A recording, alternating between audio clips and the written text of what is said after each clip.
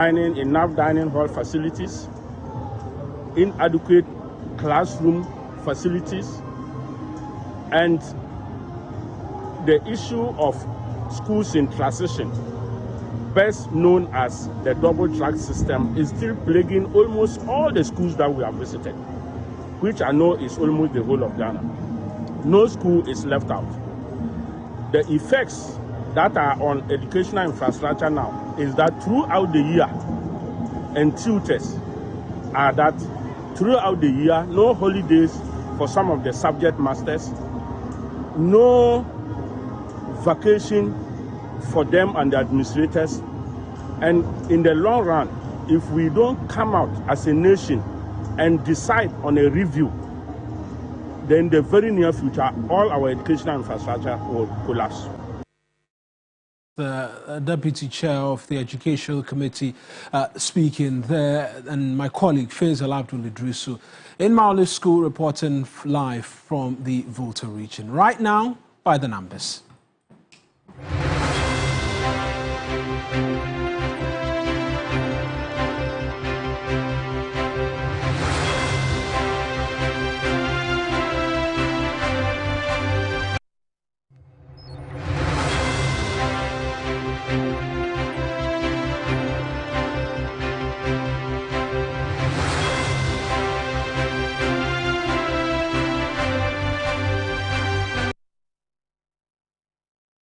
Now, following the launch of the Code of Conduct by President Mahama and the subsequent announcement to dismiss officials who failed to declare their assets by the end of Wednesday, May 7th, there is growing optimism among Ghanaians.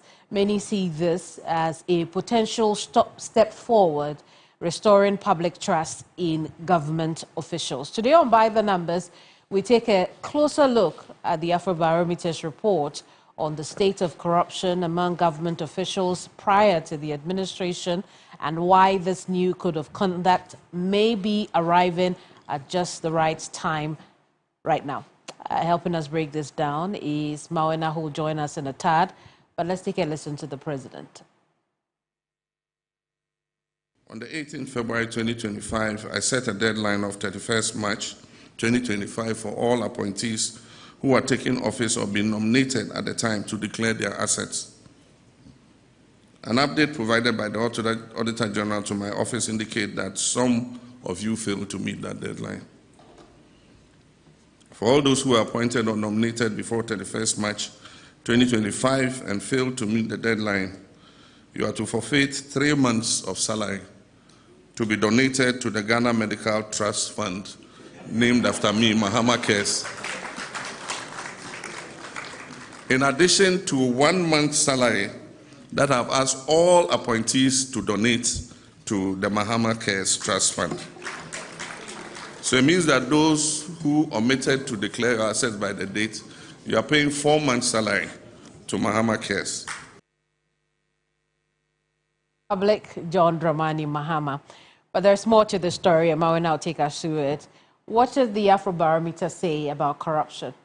2024 Afrobarometer report is what we're looking at, and we've looked through bits and pieces of it earlier on last week as well. But the big question which was asked, perceptions of presidency and officials when it comes to matters of corruption, how much corruption they were asked, they believe exists among the president and his officials. A number of them said that some, most or all of individuals at the presidency are engaged in some form of corruption or the other. Then there were those who made the argument that none of the individuals at the presidency are engaged in corruption. Then some said they did not know or haven't heard anything at all. That was 5.7%. And there were individuals who refused to provide details on that. But when it comes to the trends of what corruption has looked like over the last few years, the question was asked simply whether they believe corruption was on the decrease amongst government officials or on the increase. A lot of them made the argument that it's increased a lot, 63%. Some said it's increased somewhat, still an increase. Some made the argument that it stayed the same, 15.7%. Then there are those who made the argument that it's decreased somewhat, and then 5.2%. Then those who said it's decreased a lot. And then lastly, those who said they did not know at all whether or not corruption had increased or decreased.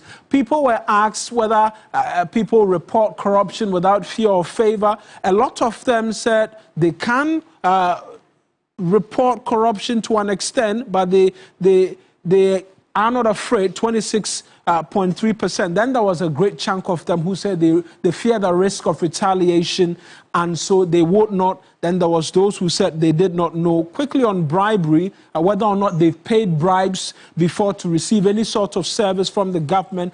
59.47% said they never paid bribes. 40.16% said at least they paid once. Yeah, that made you giggle. I'm concerned about the 0.37%. And then 0.37% say they don't know anything at all. I don't believe about the payment of bribes. Well, that's the Afro barometer, and that's just it. But we're getting news of some development coming through from the Supreme Court right now. Indeed. And the Supreme Court has, in a majority decision of 3-2, with Justices Mensah Bonsu and Enes Gau dissenting, refused the application by Old Tafo MP Vincent Tesefua, preventing further action being taken and ordering the halt warrant suspending the Chief Justice.